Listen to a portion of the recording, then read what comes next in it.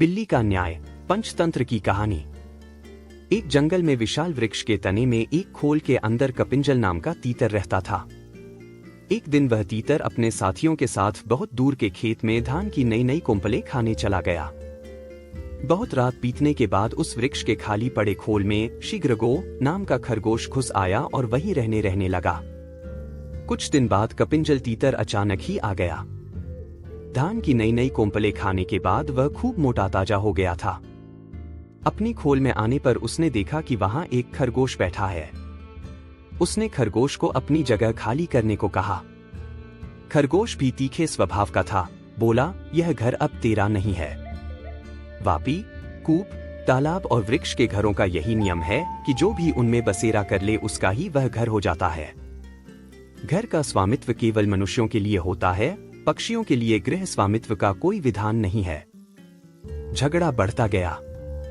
अंत में करपिजल ने किसी भी तीसरे पंथ से इसका निर्णय करने की बात कही। उनकी लड़ाई और समझौते की बातचीत को एक जंगली बिल्ली सुन रही थी। उसने सोचा, मैं ही पंच बन जाऊं तो कितना अच्छा है, दोनों को मार कर खाने का अवसर मिल जाएगा। यह सोच हाथ में माला लेकर सूर्य की ओर मुख करके नदी के किनारे कुशासन बिछाकर वह आंखें मूंद बैठ गई और धर्म का उपदेश करने लगी। उसके धर्मोपदेश को सुनकर खरगोश ने कहा, यह देखो, कोई तपस्वी बैठा है, इसी को पंच बनाकर पूछ ले।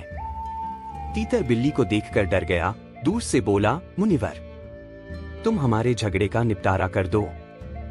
जिसका पक्ष धर्म विरुद्ध होगा उसे तुम खा लेना। यह सुन बिल्ली ने आंख खोली और कहा, राम राम, ऐसा न कहो। मैंने हिंसा का नारकीय मार्ग छोड़ दिया है, अतः मैं धर्म विरोधी पक्ष की भी हिंसा नहीं करूंगी।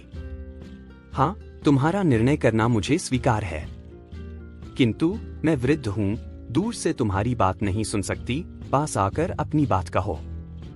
बिल्ली की बात पर दोनों को विश्वास हो गया। दोनों ने उसे पंच मान लिया और उसके पास आ गए। उसने भी झपट्टा मारकर दोनों को एक साथ ही पंजों में दबोच लिया। यह छोटी सी कहानी पसंद आई हो तो लाइक, सब्सक्राइब और शेयर जरूर कीजिए और हाँ, बेल आइकन को जरूर प्रेस कीजिए।